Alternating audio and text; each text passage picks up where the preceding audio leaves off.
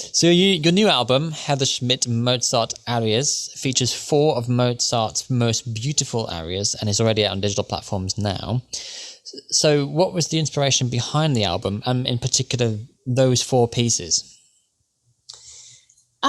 These were my favorites, and I was gonna go on and on and on forever, writing and singing and writing and singing, and I said I'm gonna just release these ones.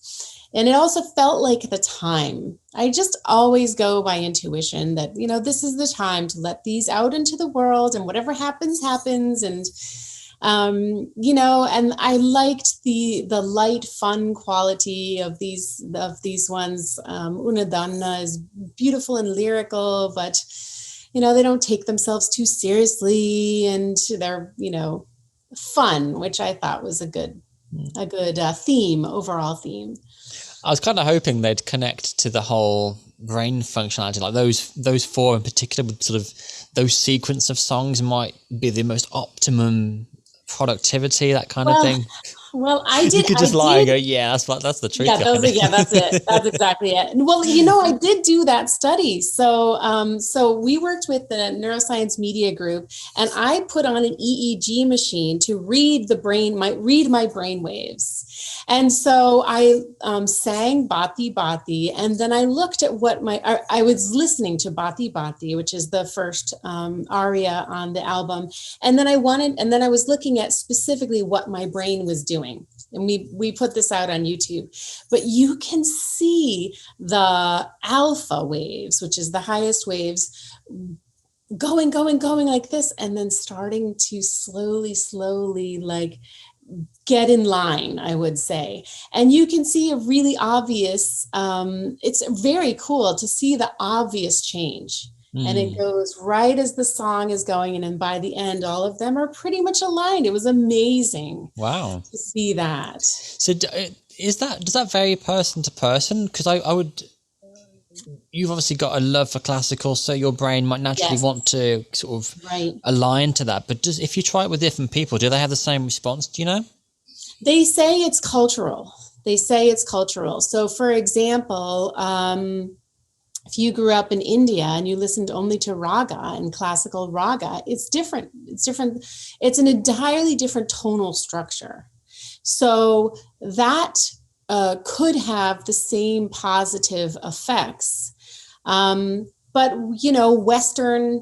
Western researchers study Western music for the most part. But they do say that it is culturally driven. Yes. Okay. Fascinating stuff, that. It really is. So on the album then, which orchestra did you work with to provide the music?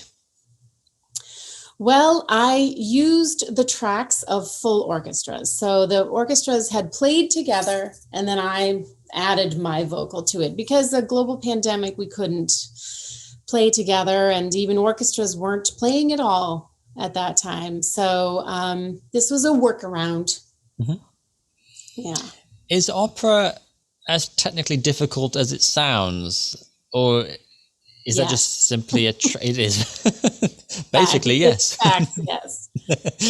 How much time was spent in the recording studio? Too much time. Days, weeks. That's the kind of thing. That's what it drew me to it in the beginning, because it's like, you can just dig so deep and never have it the way you want it.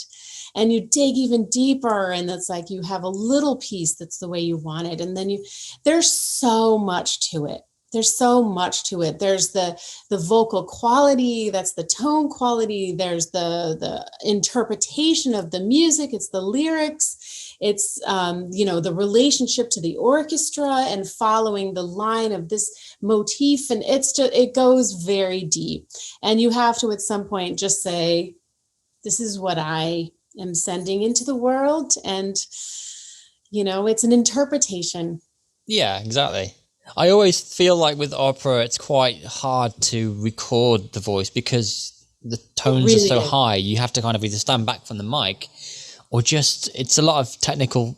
I think a lot more technical on the recording side than people might not realize. Yes, that is really true. I have for 10 years tried to record in different studios across the world my classical opera voice, to very little success. Because you either are so far away from the mic is here, you can't hear the whole overtones of the voice has overtones. So this is the note that you're singing, and all of this is overtones. So you want that makes up part of the entire sound. So if you're this far away, you're only getting the ones that's directionally right into the microphone. But if you're this far away, you just blew out the mic because it's just too loud. Yeah. So it's an actual real issue. And I think someday a producer or an engineer will make an opera singer's microphone that can take the intensity of their voice. Because now what they do is the real way to do it is have the full orchestra surrounding the opera singer, and we all sing and play together as one so that you have uniformity of sound. But I do not think that that is the optimal way to record vocals. It's sort of counterintuitive, because the way I would, again, I'm not an expert, but the way I would do it is you layer it. So if you've got more than one instrument or more than one vocal, you just have to record each one separately. I suppose with an orchestra itself, you record that as one aspect of it. Full uniform sound. Yeah, but with the voice, you'd sort of have to mix it. Yeah, the voice is supposed to be absolutely in the middle of that sound. I mean, traditionally, there's a lot of traditions in opera in the classical world that I'll be happy to leave behind. And the misogyny might be the very first one.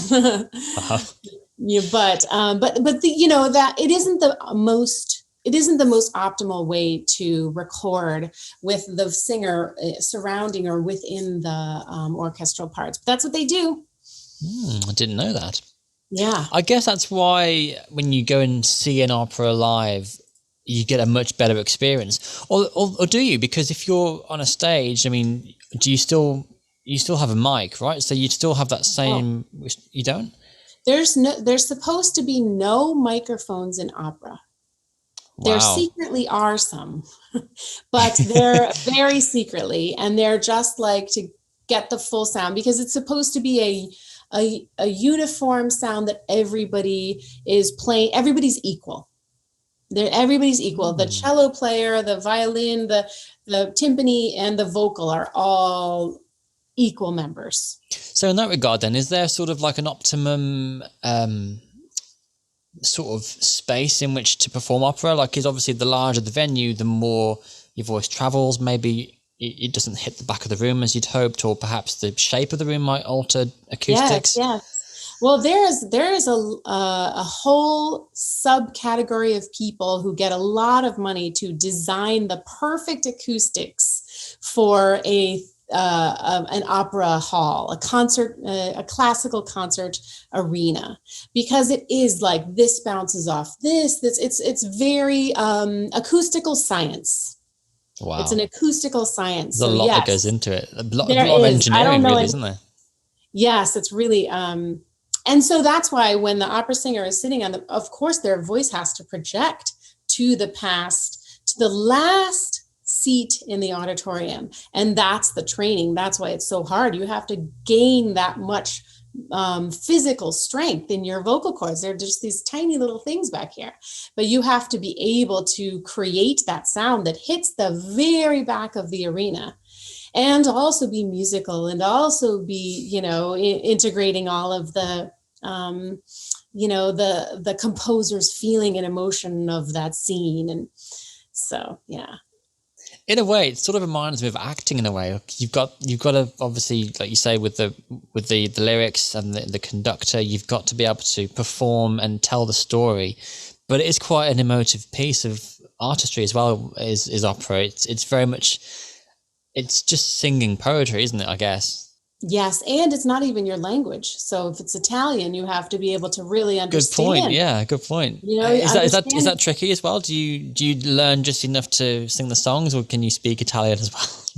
It's better if you know more. And the more you do it, the more you kind of, Italian is not the hardest language to learn. It's similar to the Romance language. It kind of sticks with you a little bit. Once you've been singing opera enough and enough Italian, you kind of understand. It naturally happens. I don't know if that's true for everybody, but it helps with the interpretation. And there's that, it's always that joke that the opera singers are terrible actors. And it's because sometimes they really are, because they've spent so much time working on the artistry of their musical instrument that they really didn't spend as much time developing the character. Nowadays, I feel like it's different. There are some amazing actors and storytellers and emotive beings that happen to have amazing voices. So, it's a hard balance to get.